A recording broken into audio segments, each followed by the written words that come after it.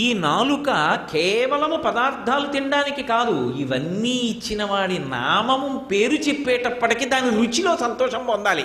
ఈ రుచి కాదు. అందుకే పాలు మీగడల కన్నా పంచదార తేనెల కన్నా శ్రీరామని నామం ఎంత రుచిరా, ఎంత రుచి, ఎంత రుచి, ఎంత రుచిరా ఆమ్రేడితం.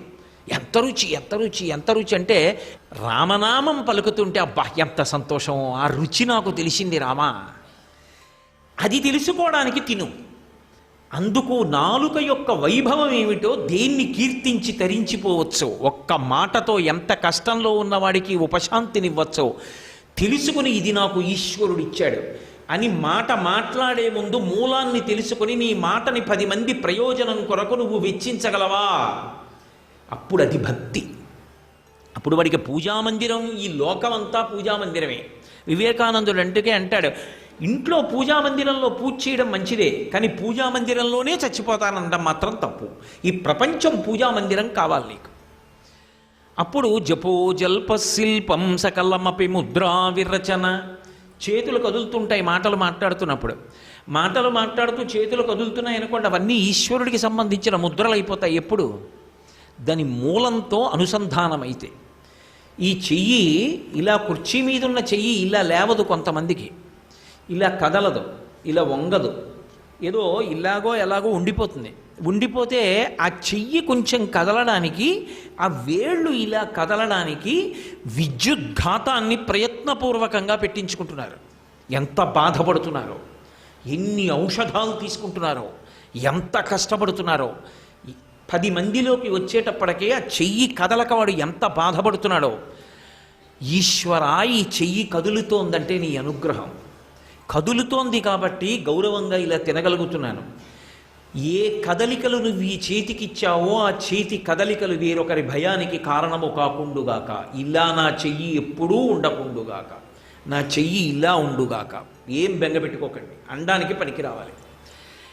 ఈ కదలికలను ఇచ్చినవాడు ఈశ్వరుడని గ్రహించి కదలికలను 10 మంది మంచికి ఉపయోగించిన నాడు అవి అన్నీ మంత్ర సంబంధమైన ముద్రలే. ఇప్పుడు భక్తి పూజామందిరంలో కూర్చుని చేస్తావా? ఇంద్రియాల యొక్క కదలికలలో ఈశ్వరుణ్ణి అనుసంధానం చేస్తే నువ్వు ఇలా అనడానికి ఎందుకు భయపడతావు? రేపు పొద్దున్న అడిగేవాడు ఉన్నాడు, ఏరా నీకు కదలికలు ఇచ్చాను, ఎన్ని మాటలు ఇలా చూపించావు లోకానికి, ఎందుకురా నీకు మళ్ళీ కదలికలు, ఎందుకురా నీకు చెయ్యి కదలాలి, ఎందుకురా నీకు మనుష్య జన్మ అని వాడు అడిగితే నేనేం చెప్పను జవాబు?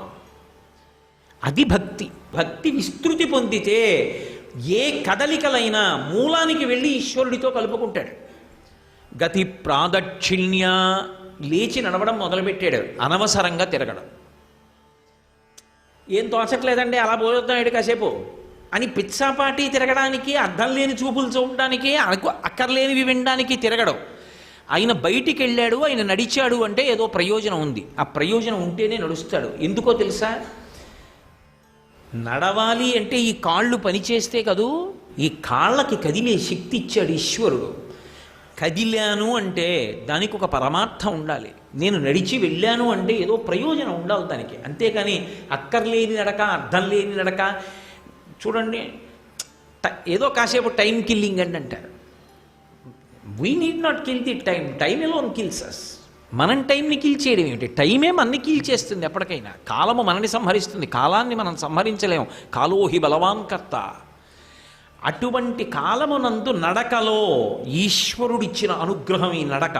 ఆయన అనుగ్రహించి ఉండకపోతే, ఈ కాళ్ళు కదలకపోతే నా బతుకు ఎలా ఉండుండేది? అప్పుడు నువ్వు అనవసరంగా నడవగలవా? 2 అడుగులు వేసావనుకో, అక్కర్లేని చోటికి అక్కర్లేని బుద్ధితో తమకంతో 2 అడుగులు వేస్తే, ఎప్పుడు ఎందుకు ఎలా అడుగులేశావో నాకు తెలుసని ఇలా ఈశ్వరుడు చూపిస్తే నా బతుకు ఏమైపోతుంది? వద్దు మహాప్రభో, నేను వెళ్ళను.